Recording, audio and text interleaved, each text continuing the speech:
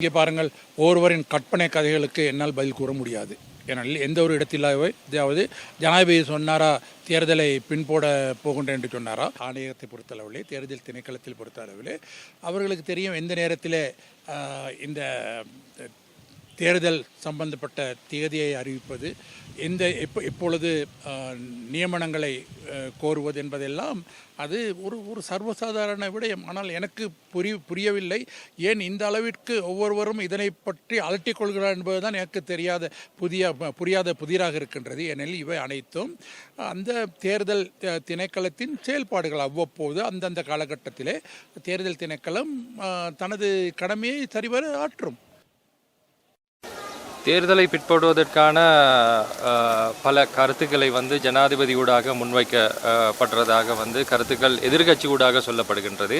அதே போல் இந்த நீதிமன்ற வழக்குகள் இது போன்ற விடயங்கள் எல்லாம் அரசாங்கமே செய்வதாக, தேர்தலை பிற்படுவதற்காக அரசாங்கம் செய்யும் ஒரு சூழ்ச்சியாக இருக்கின்றது. இது பாருங்கள், ஒருவரின் கற்பனை கதைகளுக்கு என்னால் பதில் கூற முடியாது.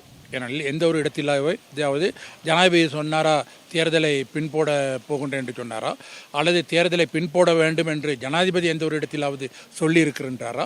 இந்த நாட்டிலே, ஜனநாயக நாட்டிலே ஒவ்வொருவருக்கும் நீதிமன்றம் செல்வதற்கான அந்த உரிமை இருக்கின்றது. ஆகவே நீதிமன்றம் போகலாம், தடை உத்தரவை கோரலாம், இதனை எவராலும் தடுக்க முடியாது. ஆகவே யாரோ ஒருவர் நீதிமன்றம் போயிருக்கின்றார், இது தொடர்பாக போயிருக்கின்றார் என்பதற்காக ஜனாதிபதி மீது சேறு பூச முற்படுவது எந்த வகையிலும் அது பொருத்தமில்லாத ஒரு விடயமாக நான் பார்க்கின்றேன். அவரை பொறுத்தளவிலே தேர்தல் ஒன்றுக்கு தயாராகி கொண்டிருப்பதை தான் நாங்கள் எங்களால் காணக்கூடியதாக இருக்கின்றது. அந்த வகையிலே அவர் மும்முரமாக இப்பொழுது இயங்கிக் கொண்டிருக்கின்றார். முதலாவதாக இந்த சம்பளத்தை வழங்க முடியாது என்று கூறி நீதிமன்றத்தை நாடியதே ஒரு பிழையான செயல்பாடாகவே நான் பார்க்கின்றேன். உண்மையிலேயே ஒரு மனசாட்சிக்கு விரோதமான ஒரு செயல்பாடாகவே நான் பார்க்கின்றேன். உண்மையிலே தோட்ட நிர்வாகங்கள் முதலமைச்சர் சம்மேளனம் இவ்வாறான ஒரு நிலைப்பாட்டை எடுத்திருக்கக்கூடாது. அது ஒரு தவறான முடிவு என்பதுதான் எனது நிலைப்பாடாக இருக்கின்றது. அதே நேரத்தில் தோட்ட தொழிலாளர்கள் இவ்வாறாக ஆர்ப்பாட்டங்களில் ஈடுபடுவது அவர்களின் அந்த உரிமை. அவர்களின் தங்களது உழைப்பிற்கேற்ற ஊதியம் வேண்டும் என்று கேட்டு போராடுவதில் எந்த தவறும் இல்லை, எந்த பிழையும் இல்லை. ஆகவே அதனை அவர்கள் செய்ய வேண்டும். அவ்வாறு செய்தால் மாத்திரமே இந்த முதலமைச்சர் சம்மேளனம், மனசாட்சி இல்லாத முதலமைச்சர் சம்மேளனம், தோட்ட நிர்வாகங்கள் அதனை புரிந்து கொள்ளும். ஜனாதிபதி இந்த நாடு பாதாளத்திலே விழுந்து கிடந்த போது பலரும் நாட்டின் தலைமை பொறுப்பை ஏற்றுக்கொள்ளுமாறு கோரப்பட்டார்கள். ஆனால் அவ்வாறான நிலைமையிலே எவருமே முன்வரவில்லை. நாடு படுபாதாளத்தில் விழுந்து கிடக்கின்றது. நாட்டை மீண்டும் கட்டியெழுப்புவதற்கு பெரும் பாடல் பட வேண்டும், அல்லல் பட வேண்டும் என்ற பயத்திலே ஒருவருமே முன்வரவில்லை. ஆனால் தற்போதைய ஜனாதிபதி அதிமேதகு ரணில் விக்ரமசிங்கே அவர்கள் தனது அனுபவம், தனது கல்வி புலமை, வெளிநாடுகளோடு இருக்கும் அந்த சர்வதேச ரீதியிலான உறவு, இவை அனைத்தையும் தன்னகத்தை கொண்டு மிக தைரியமாக நான் பாரம் எடுக்கின்றேன் என்ற வகையிலே முன்வந்தார்.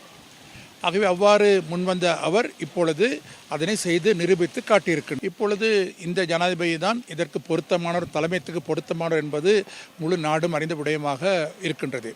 அதே நேரத்தில் இந்த எதிர்வரும் ஜனாதிபதி தேர்தல், இந்த தேர்தலிலும் கூட இவர் மீண்டும் ஜனாதிபதி ஆக வேண்டும் என்பதுதான் எனது நிலைப்பாடு. அவர் மாத்திரமே நாட்டை சரியான பாதையிலே முன்கொண்டு செல்ல முடியும் என்ற அந்த தகுதியை கொண்டவர் என்ற வகையிலே அவர் மீண்டும் ஜனாதிபதி ஆகுவதுதான் பொருத்தமானதாக இருக்கும். அதிலும் கூட விசேஷமாக சிறுபான்மை சமூகத்தை பொறுத்தளவிலே பல்வேறு சிக்கல்களுக்கு முகம் கொடுக்கும் ஒரு சமூகம், பல்வேறு இன்னல்களுக்கு முகம் கொடுக்கும் ஒரு சமூகம்.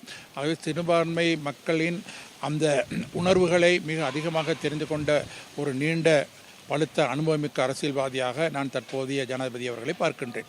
இன்னும் நாட்டை சரியான பாதையிலே, ஒரு அபிவிருத்திக்கான பாதையில் கொண்டு செல்ல வேண்டிய ஒரு தேவை இருக்கின்றது. வேலை வாய்ப்புகளை ஏற்படுத்த வேண்டிய ஒரு அவசியம் இருக்கின்றது. சம்பளம் பிரச்சனை, ஊழியர்களுக்கான சம்பளத்தை உயர்த்த வேண்டும் என்ற அந்த தேவை இருக்கின்றது. இவை அனைத்தையும் செய்யக்கூடிய ஒரே நபராக நான் அதிமேதகு ஜனாதிபதி ரணில் விக்ரமசிங்கே அவர்களை பார்க்கின்றேன்.